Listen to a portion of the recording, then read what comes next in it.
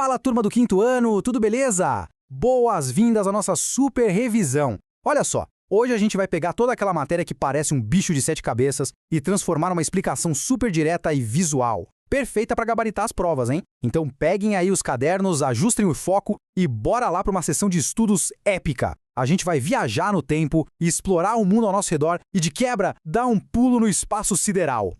Dá uma olhada no nosso roteiro de hoje. Primeiro, história com a vida na pré-história. Depois, geografia com campo e cidade. E para fechar, ciências com o nosso sistema solar. Partiu? Seção 1. História focando na vida na pré-história. Bom, para entender como a gente chegou até aqui, temos que voltar no tempo. Bem lá atrás, cerca de 200 mil anos atrás, quando a nossa espécie, o Homo sapiens, surgiu lá no continente africano. E olhando para essa linha do tempo, dá para ver direitinho como as coisas foram evoluindo. A pré-história é dividida em uns saltos gigantes. Primeiro veio o Paleolítico, também conhecido como a Idade da Pedra Lascada, que é quando o pessoal começou a criar os primeiros instrumentos de pedra. Depois a gente chega no Neolítico, a fase da pedra polida. E aqui rolou uma revolução total, tá? Foi quando descobriram a agricultura, a criação de animais, e aí começaram a surgir as primeiras cidades. Mas peraí, antes de existirem cidades, como é que essa galera vivia? Aí entra uma palavra-chave que despenca na prova: nômades. Nômades são pessoas que não têm casa fixa. Como eles sobreviviam só caçando, pescando e pegando frutas na natureza, eles tinham que se mudar o tempo todo. A comida acabou numa região, hora de desmontar tudo e procurar um lugar novo. Simples assim. Agora, olha que contraste legal entre esses dois modos de vida. De um lado, os caçadores-coletores do Paleolítico, sempre na correria, em movimento constante. Do outro, os agricultores do Neolítico. Pensa bem, quando eles aprenderam a plantar e a cuidar de animais, não precisavam mais ficar se mudando. Eles puderam se fixar perto da água, viraram sedentários e foi exatamente isso que deu origem às primeiras cidades. Muito doido, né? Atenção, turma, momento simulado. Qual foi a maior conquista dos povos lá no período Paleolítico? Pensa rápido, o que será que mudou completamente o jogo para os primeiros grupos humanos? E a resposta é o domínio do fogo. Sem dúvida, a maior conquista da época. O fogo esquentava as cavernas no frio, cozinhava a comida e, o mais importante, espantava os animais selvagens perigosos. Foi uma verdadeira revolução para a sobrevivência. Seção 2. Geografia. Campo e cidade. Beleza, fechamos história. Vamos dar uma virada de chave agora. A gente sai das cavernas da pré-história e vem para os dias de hoje, para entender como a gente organiza os lugares onde a gente mora. Bom, esses dois ambientes são super diferentes, mas cada um tem o seu charme.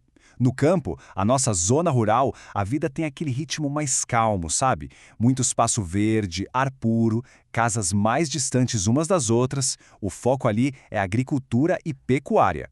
Agora, na cidade, a zona urbana, o ritmo é acelerado. É rua asfaltada, prédio alto, shopping, fábrica e trânsito para todo lado. E o trabalho foca muito no comércio, nas indústrias e nos serviços. Mas aqui está o pulo do gato, a interdependência. Palavrinha chique que significa que um não sobrevive sem o outro. A cidade precisa muito do campo. Afinal, é de lá que vem quase toda a nossa comida, a fruta, o leitinho, o arroz nosso de cada dia. Em compensação, o campo precisa da cidade para comprar roupas, equipamentos com novas tecnologias e aqueles tratores gigantes. Eles formam uma equipe perfeita. Mais uma checagem rápida para o nosso simulado. Como a gente chama a profissão da pessoa que cuida da terra e planta esses alimentos que chegam até a nossa mesa? Exatamente, é o agricultor. E a lição principal é a seguinte: valorizar tanto o trabalho incrível de quem está lá na roça cuidando da natureza, quanto de quem está na cidade fazendo as coisas funcionarem, garante um mundo muito melhor e mais equilibrado para todo mundo. Seção 3. Ciências. Nosso sistema solar. Muito bem, turma, chegamos na reta final. Agora a gente vai literalmente para o espaço. Deixamos o planeta Terra um pouquinho de lado para explorar a nossa vizinhança lá na Via Láctea. E bem no centro de tudo isso, brilhando sem parar, está ele, o Sol. O Sol é uma estrela, o que significa que ele tem luz própria, diferente dos planetas. Ele é a estrela mais pertinho da gente e é o centro absoluto do nosso sistema. É a força gravitacional dele que mantém tudo funcionando como um relógio. E girando em torno desse Sol, no movimento de órbita, nós temos 8 planetas. Essa ordem aqui é clássica, tá? Vale a pena memorizar para a prova. Começando do mais perto para o mais longe, a gente tem Mercúrio, Vênus, a nossa Terra, Marte, Júpiter, Saturno, Urano e, por último, Netuno. Todos eles fazendo uma dança orbital maravilhosa. Agora, vamos focar aqui na Terra rapidinho. O nosso planeta não fica parado. Ele tem dois movimentos importantíssimos que vocês não podem confundir na hora do teste.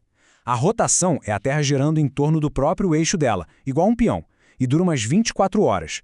É isso que nos dá o dia e a noite. Já a translação é a volta completinha que ela dá ao redor do Sol, e isso demora uns 365 dias, ou seja, um ano inteirinho. E olha só, o espaço não tem só planetas e o Sol, não. O sistema solar é cheio de outros corpos celestes fascinantes. Tem os satélites, que podem ser naturais, tipo a nossa Lua, ou artificiais, que a gente cria para ter sinal de TV e de celular. Temos também os cometas, que são corpos gelados que começam a soltar gás quando passam perto do Sol, e os asteroides, que são meio que uns pedregulhos espaciais rochosos feitos de minerais e metais. Tem muita coisa acontecendo por lá. Chegamos na nossa última pergunta de simulado desta super revisão. Uma pergunta um pouquinho mais complexa agora. O que é responsável por ditar as estações do ano aqui no nosso planeta?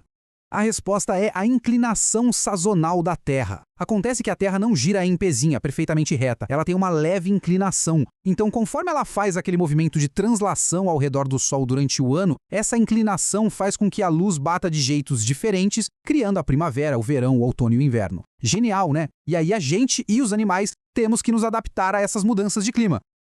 Que viagem fantástica, turma! A gente começou lá com a descoberta do fogo pelos nômades nas cavernas, entendemos como o campo e a cidade formam um time para sustentar a nossa vida moderna e terminamos orbitando o Sol junto com os planetas do nosso sistema solar.